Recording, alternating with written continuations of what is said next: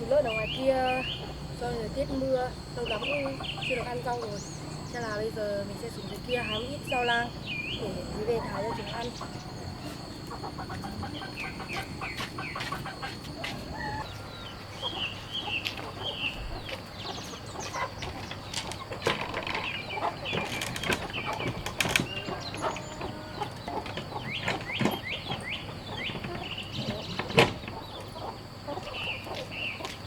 Lần này mình phải thái thật nhiều để mấy nữa còn cho chúng ăn nữa.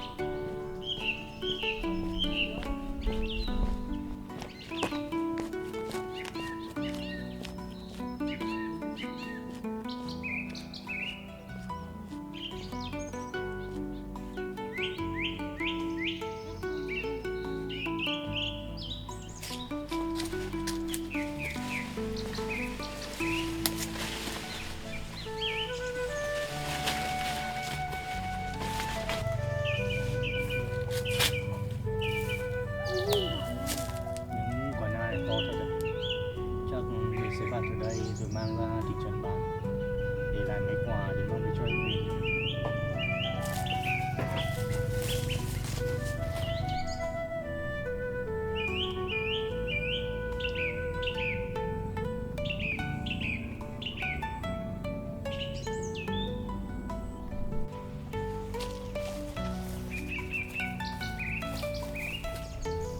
Chắc mình bỏ ở đây rồi xem mấy cây ở ngoài này có quả nào chín chưa.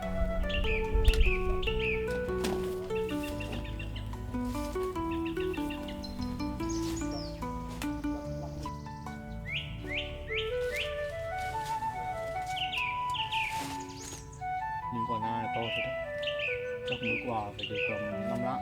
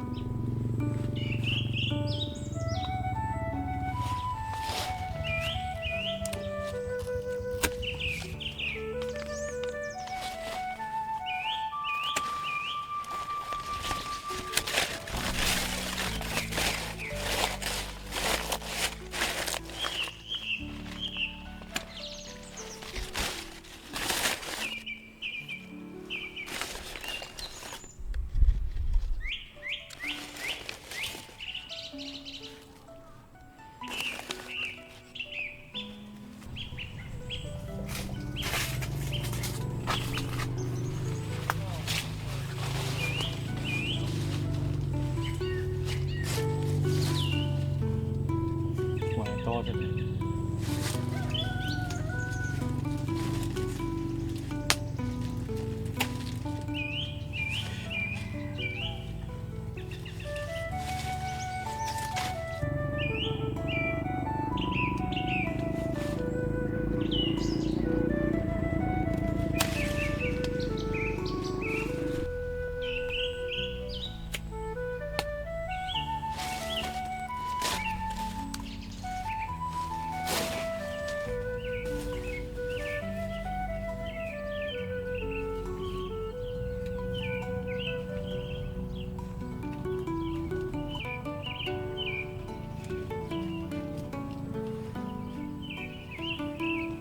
Cây bên này cũng còn mấy quả bé thôi, chắc để mấy hôm nữa nó to thì mình có vào sau được. Còn mấy quả to này mình lấy rồi chuyển sang cây khác để bắt thêm.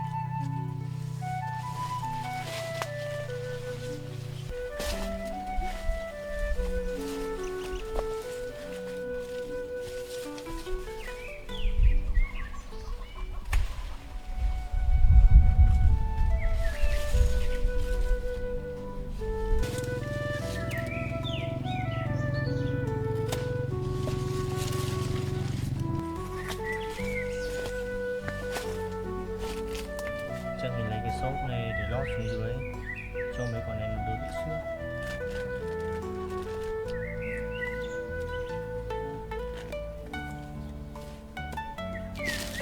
Đây cũng có mấy quả chín bị rụng, mình bỏ vào đây thì nó cho ăn thử luôn.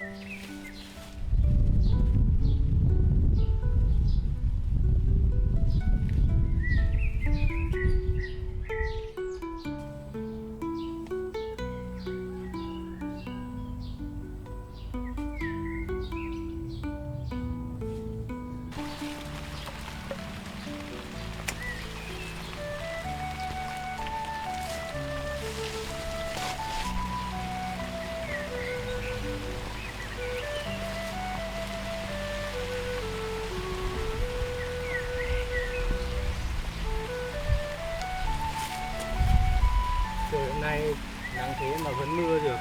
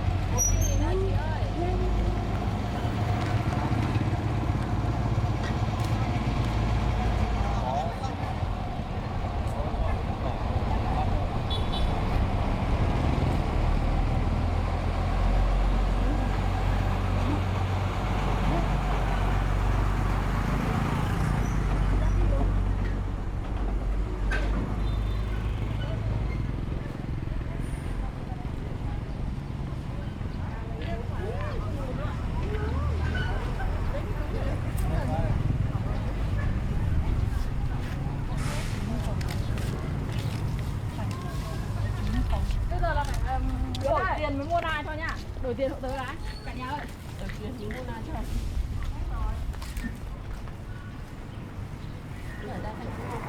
Các tiền một cân đấy. Về để.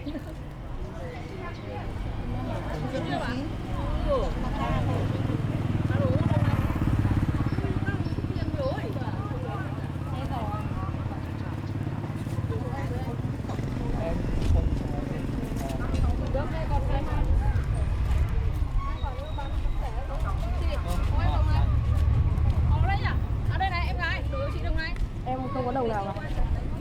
Giá gì đấy? Hai quả này là bao nhiêu tiền rồi? 55.000.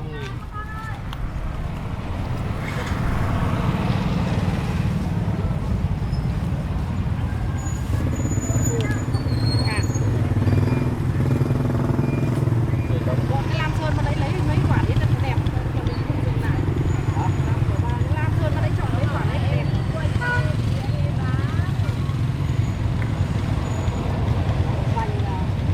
Chả biết về nó có chín không là điều quan trọng ấy.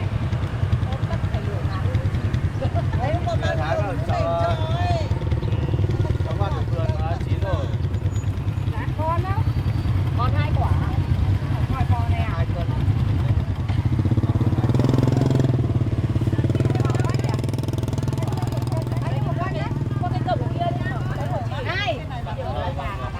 Bao nhiêu một cân đấy nhỉ? 40.000 ạ. Nhưng mà hết rồi còn đâu? Con đâu? Lúc nãy chị gọi em ấy. Con đâu em? Con đâu để cho 2 quả. Có mỗi 2 quả này con là 2 quả này dẻo. Con ham hương thì nên là không phải tự chọn. Nó chỉ là mát thôi chứ nó sắc thì không có. Cái này man mát thôi. Nó chỉ man mát thôi.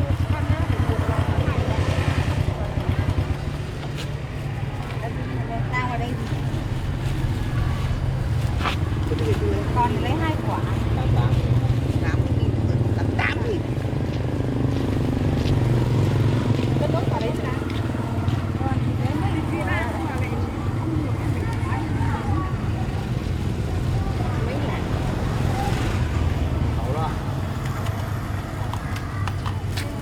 Hết rồi. Cái đoán thế nhá. Cái gì mà này được mấy quả to thế để lắm vậy. Đấy mua đấy cho mình ra cũng không có được 20.000.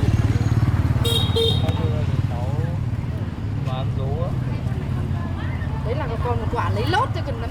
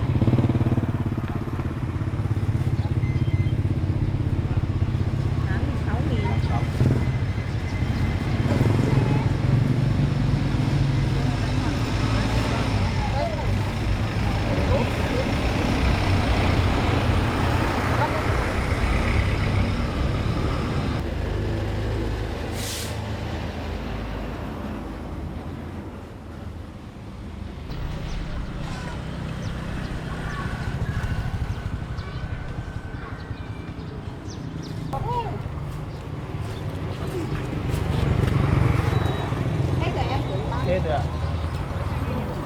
Đào một hạt nó nhanh. Đào lấy ra đồng tiền tôi để đây để chờ cho cuối cùng. Cháu mua cái xe ra đây.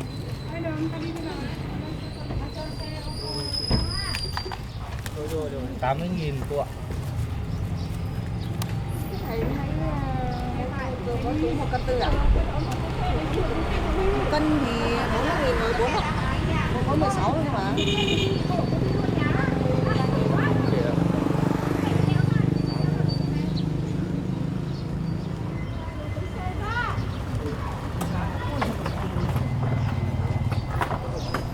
Được.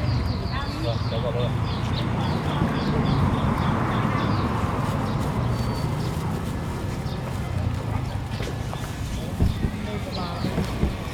Là cái quả lấy thì bà lấy quả bà này về để mua 3 quả để cho đi luôn rồi.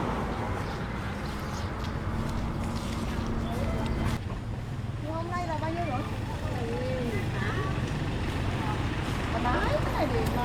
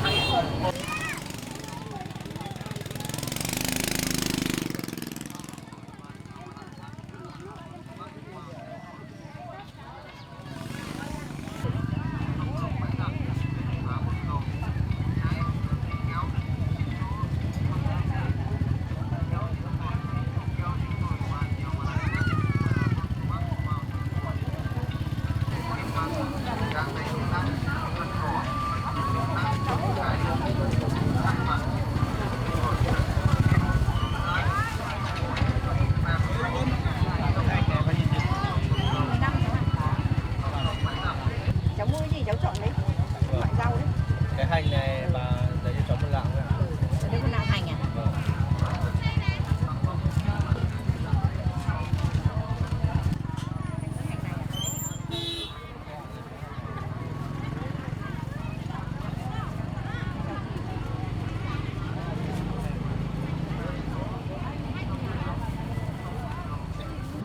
Cháu mua cái gì cháu chọn đi. Vâng. Ai có cái nghe nào con đưa?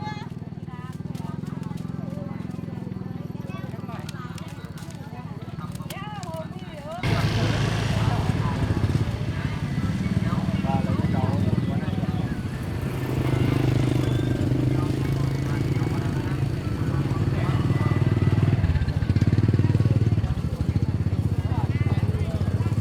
Để cháu bao nhiêu tiền ạ?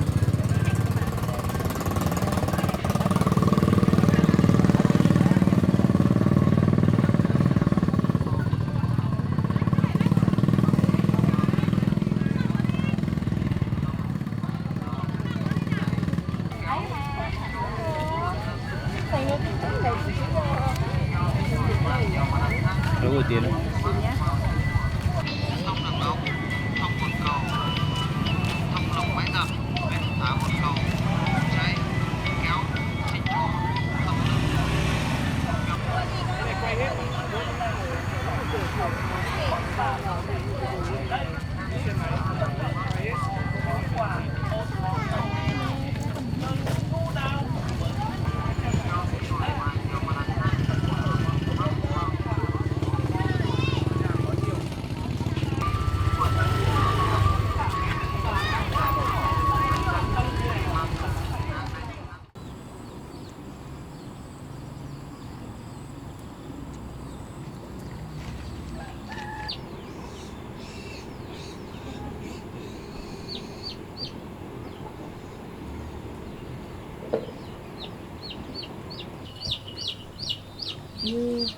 Như đây là nụ của cây hoa thì phải. Không biết còn cây nào nở nữa không nhỉ? Chắc là một thời gian nữa nó sẽ nở to. Chắc là khá là đẹp đây. Nhìn thấy màu như này mình nghĩ là màu rất là đẹp.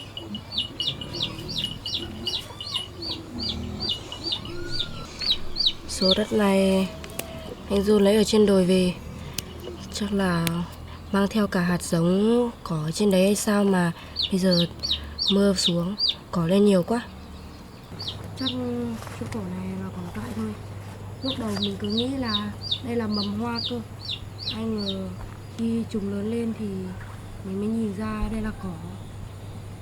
Chắc là mình sẽ nhổ lên để mấy cây hoa này có phát triển tốt hơn, không chúng lại ăn hết chất dinh dưỡng của mấy cây hoa.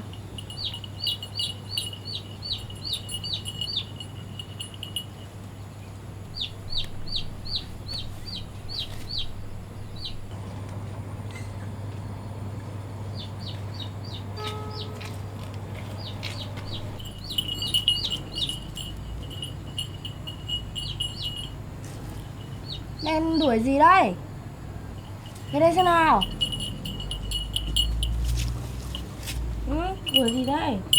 Không đuổi gà đâu nghe chưa? Đi nằm đi, không được đuổi gà đâu.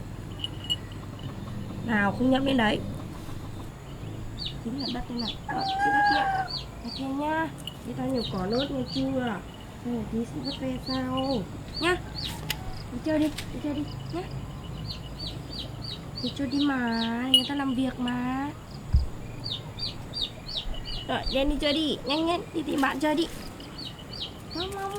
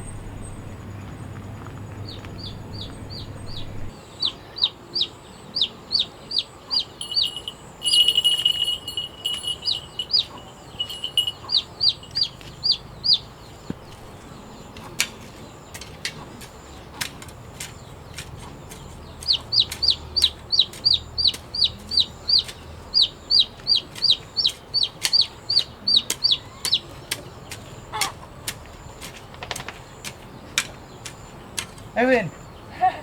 Anh về rồi đấy à? Anh vừa về.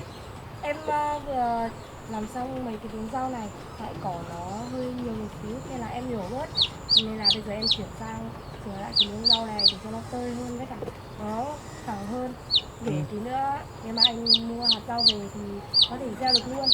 Anh cũng mua ở đây luôn rồi. Vâng ạ, thế thì đợi em đảo qua chỗ này xong rồi mình trồng rau anh ạ. Thế thì anh vào kia anh cất đồ. Vâng ạ. Mà anh đang định hù em thì em lại quay lại mất. em cũng không biết anh về đâu, nhưng mà tự dưng em quay lại nên là thấy anh thôi ạ. Thế em nghỉ tay rồi đi vào đây ngồi nghỉ đi. Tí Vâng ạ. nữa anh ra anh hộ làm. Vâng. Rồi anh cho em xem những gói rau anh hôm nay anh mua. Vâng ạ. Thế thì để em rửa qua tay đã anh ạ. Tại lúc nãy em vừa nhổ cỏ nên là tay con hơi bẩn. Thế thì em rửa tay đi xong vào đây rồi nghỉ ngơi uống nước. Vâng ạ. Tí nữa anh phụ em làm. Vâng ạ.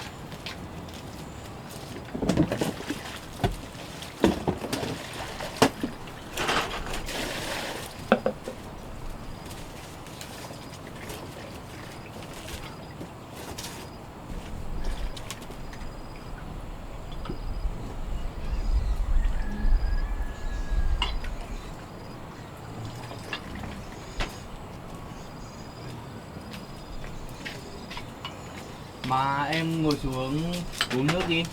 Anh uống rót đây rồi. Em uống nước đi. Vâng ạ.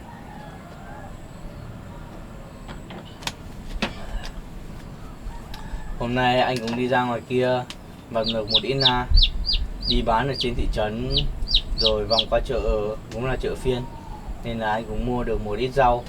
Với cả hôm nay anh bán na cũng được đắt hàng. Vừa đến đấy họ đã tranh nhau mua nên là anh cũng không để được quả nào về cho em. Không sao anh ạ. Dù gì đây cũng là một na mà. Dịp tới nữa đâu anh còn đi hái na thì mình có thể cầm về. Không nhất thiết là phải lần này mới cầm về đâu anh ạ. Nếu mà em nói như vậy, thế thì để khi nào anh đi vặt tiếp thì anh lấy về cho em ăn thử nhé. Vâng ạ. Dù gì đây cũng là một na, với cả cũng nhiều loại na nữa, nên là không sao đâu ạ. Một dịp nào đó thì mình ăn sau cũng được. Mà hôm nay em ở nhà em làm những công việc gì rồi? Hôm nay em có chăn gà, rồi kiểm lại những chú gà xem có đủ không và đã nở được những chú gà con nào. Rồi em đi ra chuồng lợn, xem chuồng lợn, xem những chú lợn đấy đã đói chưa. Với cả dạo này mưa quá nên là rau lợn cũng hết, nên là chỉ cho chúng ăn cám không. Nên là hôm nay trời có tạnh giáo đi một chút, nên là em đã đi lấy rau khoai ở ngoài vườn. Tại em thấy rau khoai đợt nọ đi qua thì nó khá là tươi tốt, với cả nó còn đang xanh nữa, nên là em có lấy một ít về để cho chúng ăn, với cả lấy thêm thừa ra để cho mình nữa làm nấu một bữa nữa cho chúng. Thì cũng được. Mà anh thấy những chú gà này có vẻ là đang nở dần, cũng có thêm mấy đàn gà con rồi. Với cả một ít gà kia chắc mấy hôm nữa anh sẽ mang đi ra ngoài làng hoặc mang ra ngoài chợ để bán chúng. Vì gà to nhiều nó cũng không năng suất mấy. Vâng ạ. Vì em thấy nhà mình cũng đã nuôi được khá là nhiều gà to và gà trống. Nếu mà mình mang ra ngoài chợ bán thì khá là được tiền đấy anh ạ. Nếu mà để hôm nào trời khô ráo rồi anh bắt dễ nhốt chúng lại, rồi anh sẽ mang ra ngoài kia bán. Vâng. Thế thì mình sẽ để lại những đàn gà con với cả gà mẹ để mình nuôi đợt đấy sau, rồi mình bán sau anh ạ.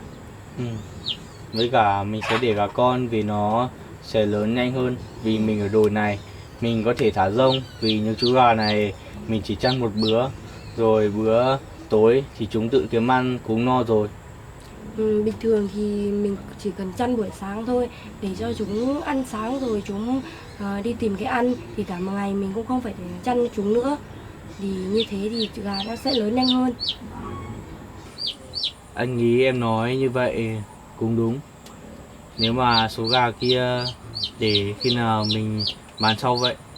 Còn bây giờ mình sẽ, trời cũng đang mưa nhiều, mình sẽ mua giống rau đây rồi thì mình sẽ có những luống rau, rồi anh cũng mua một ít hành để trồng để mấy nữa mình có thể lấy hành về ăn dần.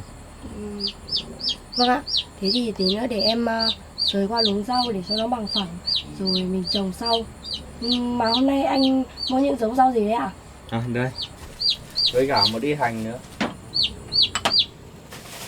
Anh lấy cho em xem nhé. Vâng ạ. Đây anh cũng không biết là hành gì nữa, vì anh thấy ở ngoài chợ họ cũng mua nhiều. Vì cái hành này khác cái loại hành mà củ to mọi lần mình hay ăn. Thì anh thấy những củ hành này cũng nhỏ nhỏ như này thôi, cũng đã mọc mầm lên rồi, có cây mọc mầm như này rồi em ạ. Thế thì khả năng sống là khá là cao đấy anh ạ. Em xem thử đi. Ngày trước em có trồng cho mẹ em cũng hay trồng mấy cái loại hành bé bé như này này mà nó lên tốt lắm anh ạ. Em nghĩ là chắc là lần này mình trồng cũng lên tốt đây. Anh cũng mua loại rau giống ở trong kia. Đây là loại rau mùng tơi này. Em xem thử đi. Với cả xà lách này nữa. Gói xà lách này to hơn gói xà lách bình thường. Anh mua loại rau cải ngọt nhưng mà nó mọc ra những cái bẹ nhỏ nhìn xinh xinh ấy em ạ. Đây. Với cả anh mua loại rau cải. Rau cải này là họ gọi là rau cải hồng. Đặc biệt là rau cải này ăn rất ngon. Mình xào hoặc là luộc với cả làm dưa chua cũng được. Vâng ạ.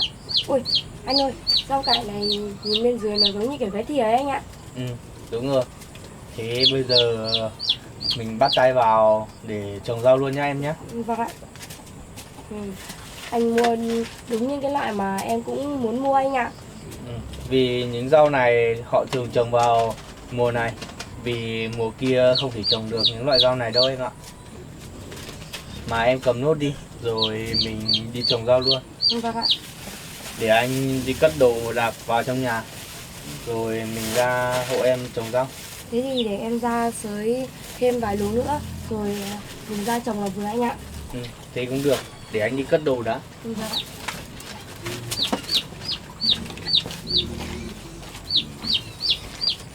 Nhiều rau như thế này mấy nữa chắc là khá là nhiều rau để thu hoạch với cả để ăn đây. Bữa nào mình cũng sẽ có rau xanh để ăn rồi.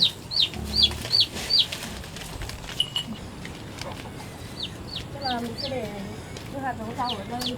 Mình sẽ tiếp qua miếng rau tất cả qua cỏ miếng rau này. Rồi thì mình sẽ để nuôi như này. Cỏ cũng lên là khá là nhiều.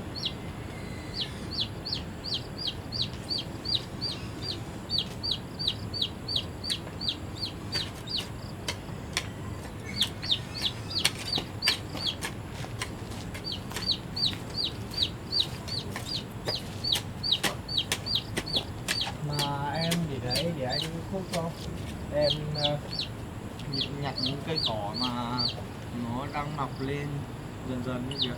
Các bạn, thì để em nhặt qua cỏ mấy cái miếng rau này với cả ở xung quanh vườn. Tại em thấy nó lên khá nhiều rồi.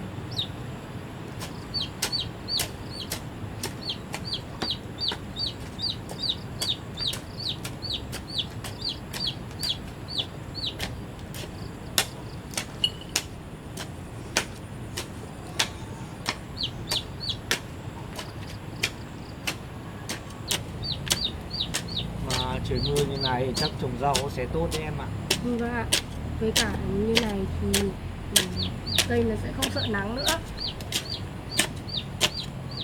Mà em đi dịch sang đầu bên kia rồi để anh cuốc bên này, không cẩn thận chúng vào em mất. Thế thì để em ngồi ra góc này.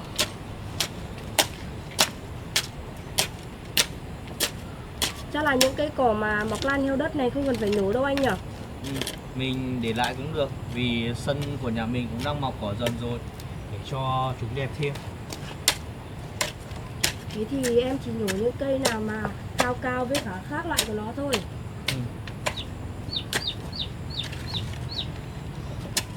Có những cây cỏ nó rất sắc, em nhổ phải cẩn thận nhé.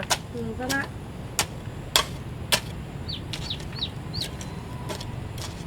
Em thấy những cái cỏ cao cao này thì nó lại không sắc đâu anh ạ. Thân nó mềm lắm. Ở đây có đọng một vũng nước rồi.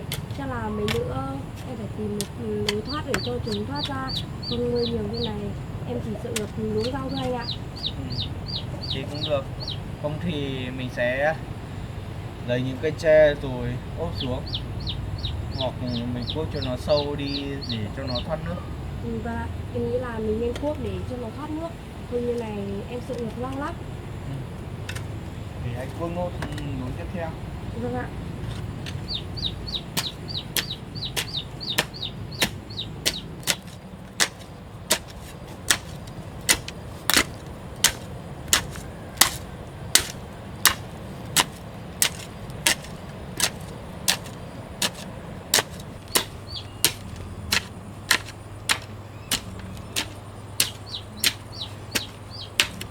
Mấy cây này để thì chắc bây giờ em sẽ đi nhổ cỏ với miếng rau này. Để tí nữa anh cuốc cho dễ anh ạ.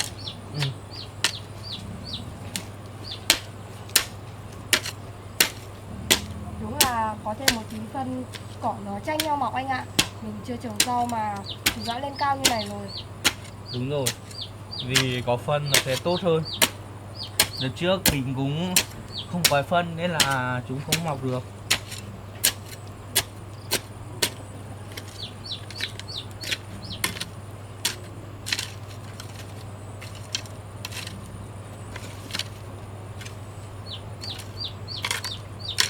Anh cũng san phẳng luôn để tí nữa mình quái rau nó cho dễ em ạ.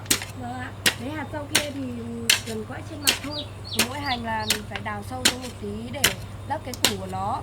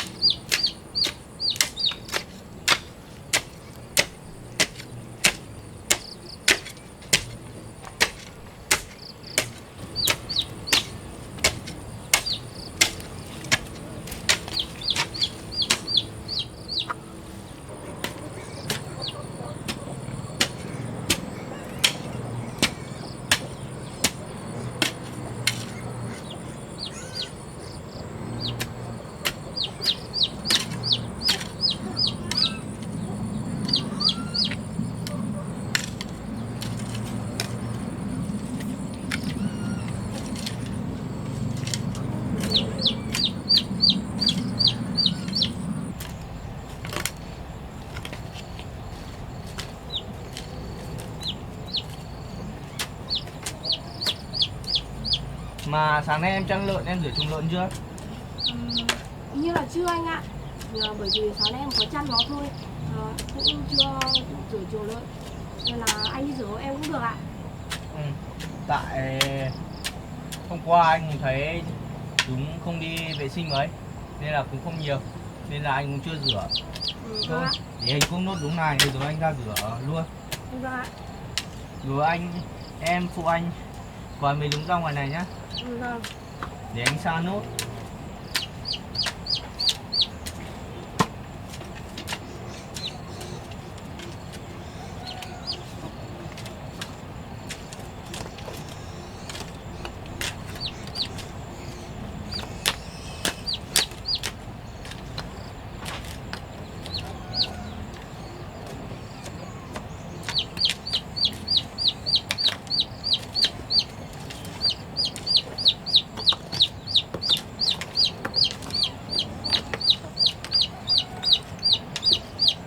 Em cứ để lại 2 luống này nhá, tí nữa anh lên anh cuốc cho. Em cứ quái 3 luống rau ngoài này trước đi. Em nghĩ là luống ngắn kia để tí nữa cái hành anh ạ. Thế thì em quái 2 luống này trước, rồi để 2 luống này thì anh ra anh cuốc cho nhá. Vâng ạ. Giờ anh đi rửa chuồng lợn đã. Vâng, anh cứ đi rửa đi để em một ngày này trồng rau trước cũng được ạ.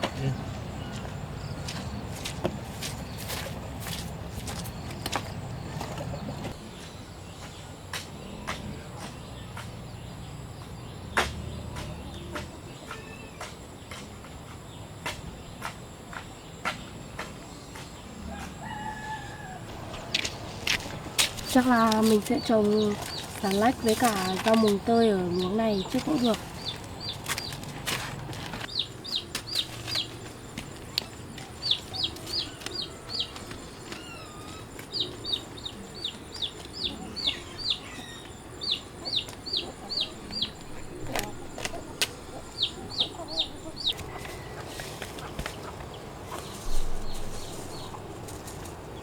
Đây đúng là hạt rau xà lách rồi. Chắc là loại này là loại to nên là hạt có to hơn.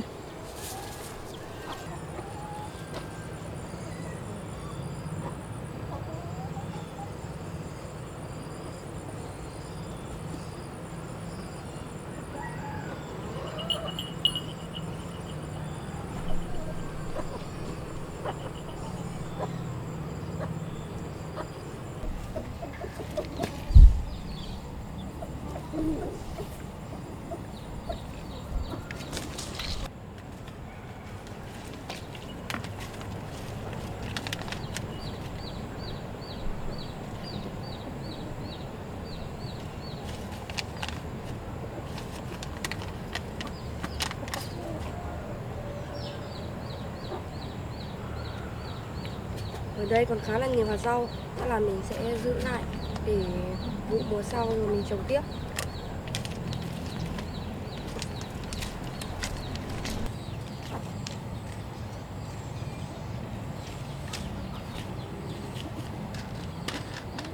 Cái rau mùng tơi này chắc mình sẽ trồng cái hàng để về nữa có hái hay là thu hoạch thì nó sẽ dễ hơn là rắc hạt xuống dưới đất.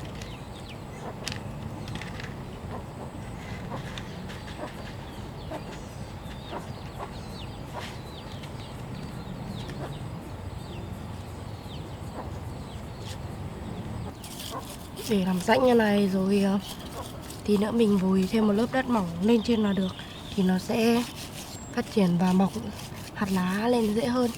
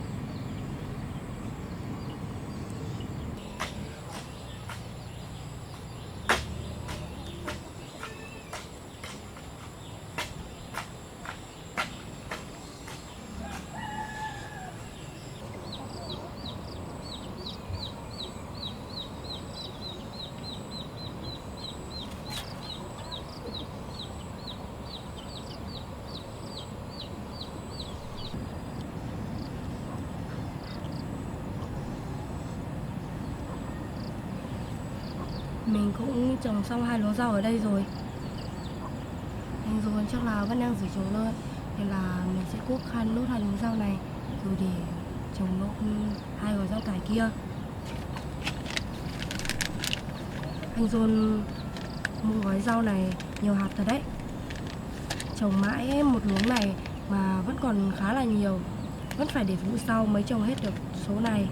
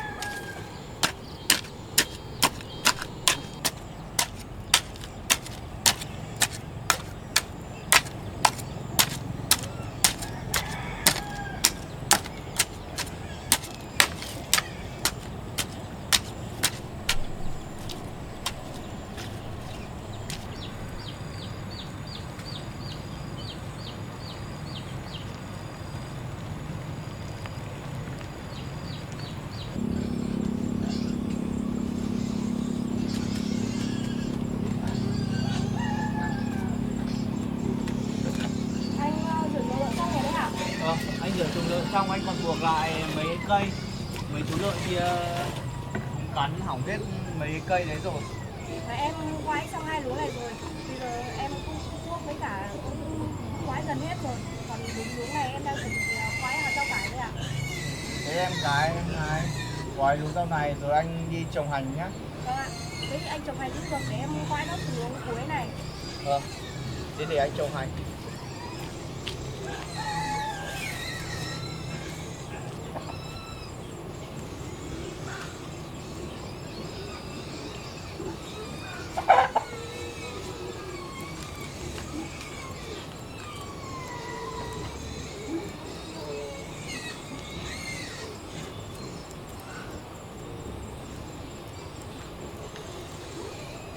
Mấy lúa này em quái thưa thôi anh ạ. Tại em để đến lúc mà chúng mọc ấy thì chúng mau lớn hơn là quái dày. Nếu mà còn hạt giống thì mình sẽ để hộ sau em ạ. Vâng ạ. Còn nhiều hạt giống lắm. Bởi vì gói này anh mua hạt nào hạt đấy to với cả khá là nhiều hạt. Em quái một lần thôi mà vẫn còn thừa nhiều lắm. Được rồi. Thế để vụ sau mình có thể trồng tiếp. Vâng ạ.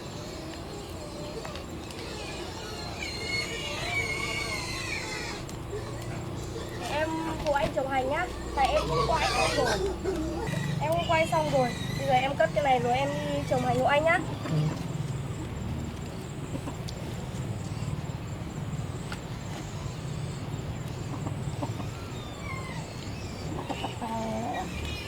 Thế em lấy một ít rồi em trồng đầu bên kia, anh trồng đầu bên này.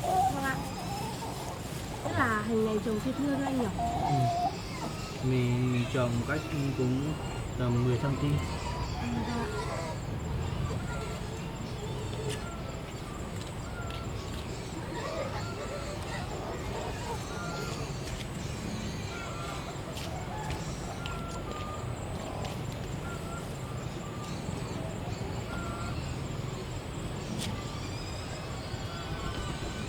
Em trồng hành này cũng không cần phải sâu đâu, để cho nó nổi trên mặt cho nó lên nhanh em ạ.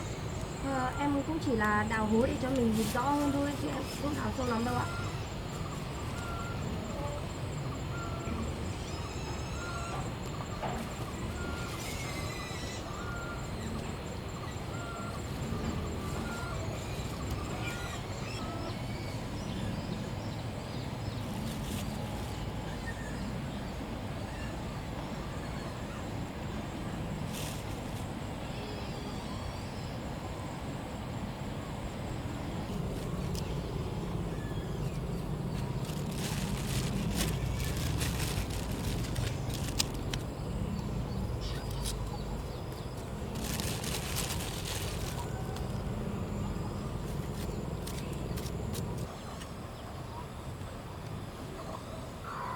Không biết là em có trồng giống anh không nữa. Tại em cũng chưa nhìn thấy anh trồng khoảng cách như nào. Em trồng như thế cũng được rồi, cứ để cách ra một tí để cho nó mọc lên ra nhánh nhiều em ạ. Vâng ạ. Thế thì chắc em trồng như này cũng được rồi. Mình sẽ trồng hết những luống rau này rồi mình sẽ đi nấu cơm Vâng ạ. để chuẩn bị cho bữa tối. Không biết là số hành này có đủ với luống rau này không nữa. Tại em thấy luống rau này cũng khá là to rồi. Anh nghĩ là đủ, ở đây của anh vẫn còn nhiều lắm em ạ. Vâng ạ. Mình trồng như này thì đất nó còn ẩm, nó sẽ phát triển nhanh hơn. Em thấy hành này với mọc dễ với cả mọc lên thì cũng khá là nhanh. Nên là em nghĩ là cái hành này sẽ lên đầu tiên về mấy cái trước luống rau này đấy. Anh thấy có những củ hành nó còn mọc mầm rồi cơ. Cũng sắp hết luống hành này rồi.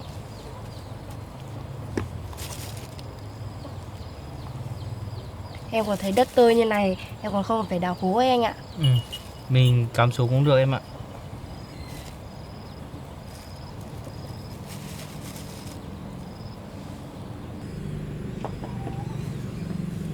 Anh cũng trồng hết rồi em ạ.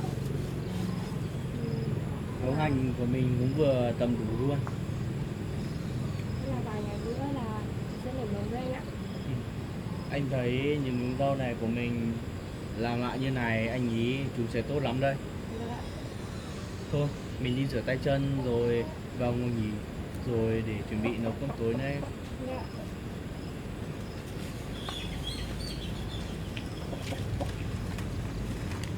Để anh ra múc nước cho em nhé. Được ạ, để em cắt số rau, hạt rau này. Thế để anh đi múc nước cho em nhé. Vâng ạ, để em cắt số rau này.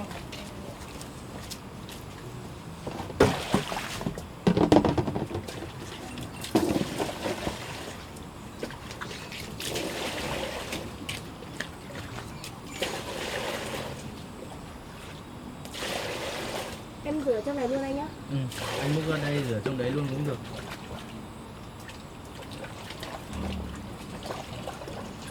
Mình cũng hoàn thành xong những công việc ở nhà với cả trồng được những luống rau này rồi. Em chia cho anh ít xà phòng ạ. Ừ, anh cảm ơn. Mình rửa tay xong rồi mình vào đun bếp để nấu cơm em ạ. Vâng ạ. Ngày mai cho em phải cắt thêm móng tay đi. Tại làm vườn như này và dính vào móng tay thì không được sạch sẽ anh ạ. Ừ. Thế để anh đi mua cho em một cái. Vâng ạ.